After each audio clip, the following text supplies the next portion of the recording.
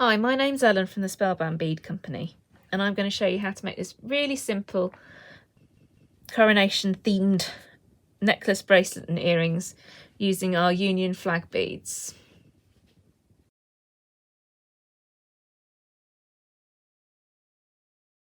To make the necklace, I'm going to use some royal blue tiger tail.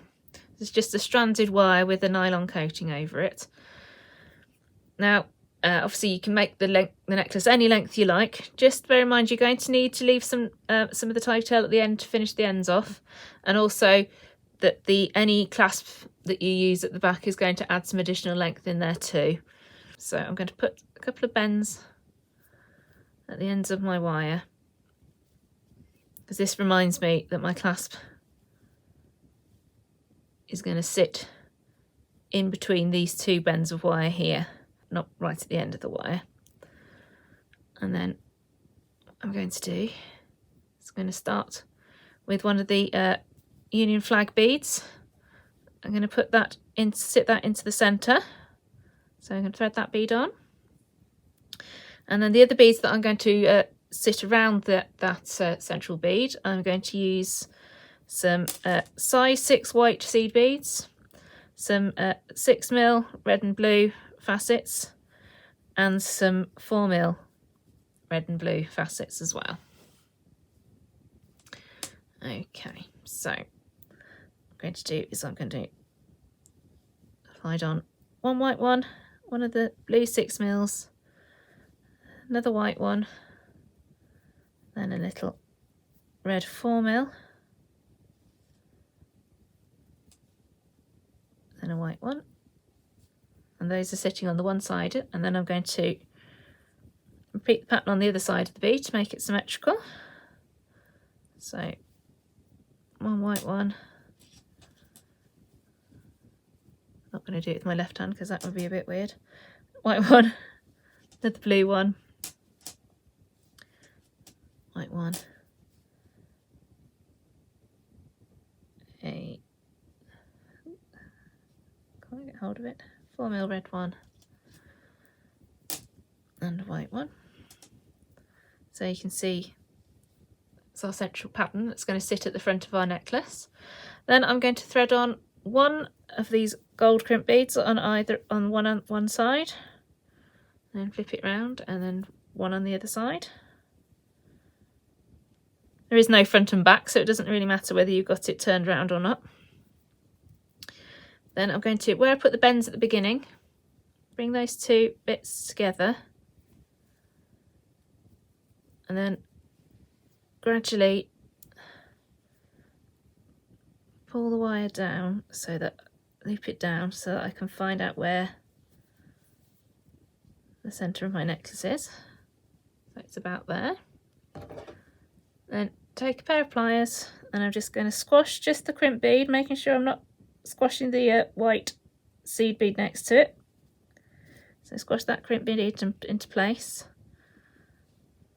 and then the same thing with the crimp bead on the other side, and that should have locked them in place so that your beads don't move. They're sitting in the centre there. Then I'm going to leave a little gap on the wire, and then I'm going to thread another crimp bead, and then I'm going to try and move out the kink. So I'm going to work out how much further up I want my second set of beads to sit. So probably just over an inch. Do it by eye, like that. And then just squash that one into place. There we go. And then do again, same thing on the other side.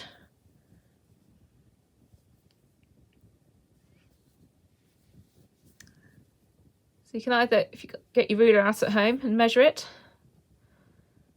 or you just do it by eye, like I'm going to, and just squash that one into place. So it's about the same distance from your central group of beads on the other side. And then I'm going to do a slightly smaller group sitting further up the neckline. I'm not going to put a white one on, I'm going to put a small blue 4mm on. or try to. Then a white one, red 6mm this time, white one, and a blue one. And then I'm just going to put another crimp bead on there to make sure that they stay in place.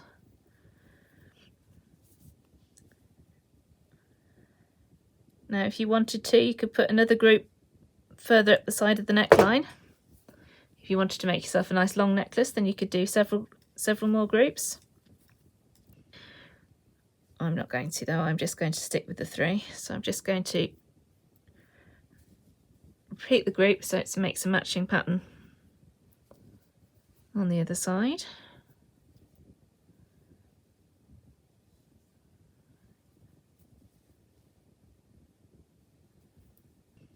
And then add on your little gold crimp. And then take your pliers and just squash it into place. So there's your necklace design. So now I'm going to attach the clasp. So what I'm going to do is you slide on one of your French crimps, one of your gold crimps, and then I'm going to slide on a little group of beads to sit at the neckline, at the back of the neck. I'm going to put on one red one, one white one, and one blue 4mm. Then slide those down out of the way for a moment and ignore them for a minute. Then I'm going to slide on one gold crimp, and then I'm going to take my clasp. Got the jump rings pre-attached to my clasp. So thread the wire through, and I want the clasp to sit in the little bend that I made right at the beginning, the bend in the wire. So let your jump ring sit in there, and then I'm going to slide it back through the second crimp that I've put on. Slide that up, so you've just got a little loop there, and then squash that into place so that your clasp is anchored on. And then I'm going to trim this end of wire here, so you want it just a few millimeters long.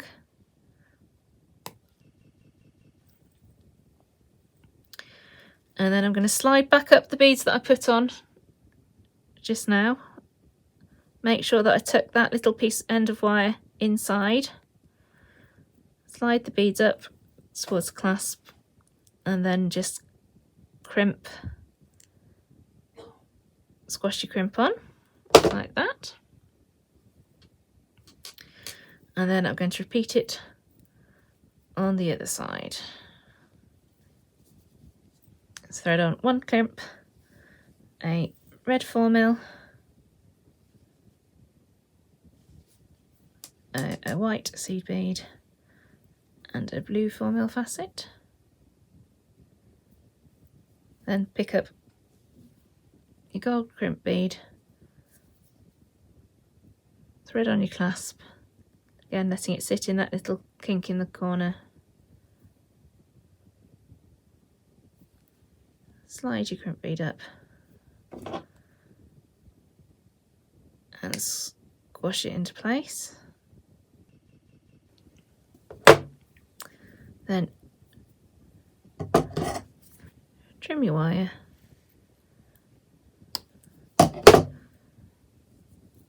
slide up the beads that you're going to cover up that end.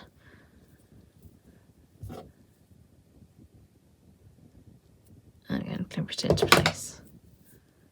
And there you have one Union flag necklace ready for the coronation. To make the bracelet, I have strung the beads onto a short length of tiger tail. I've used the white and the white size 6 seed beads and the 4mm facets close to the clasp, and then I've increased the size so the facets, the 6mm facets, sit around the edges of the flag beads.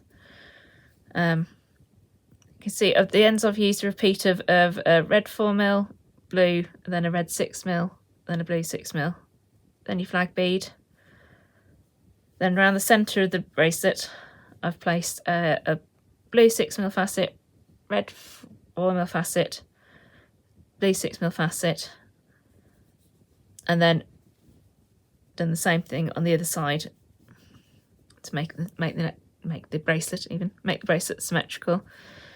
Then once I've threaded all the beads on, I've done this similar to the end of the necklace, popped a crimp bead on, and then instead of having any gap of the wire, I've simply just threaded the end of the wire back up the inside of the beads. So the sequence that I've used here makes your bracelet of 6.5 inches. So if you want a slightly longer bracelet, then you might want to add just a few more of the facets on the end, just to make it a little longer. Equally, if you want a slightly shorter bracelet, take a few of the beads off either end. To make the earring, I'm going to use just a short length of tiger tail with the blue tiger tail, and I'm going to, first of all, because I'm using such a short length, what I'm going to do is I'm just going to put a little clip on the one side of the wire to stop the beads dropping off whilst I'm working. So I'm going to use one of the flag beads again, but I'm going to thread on a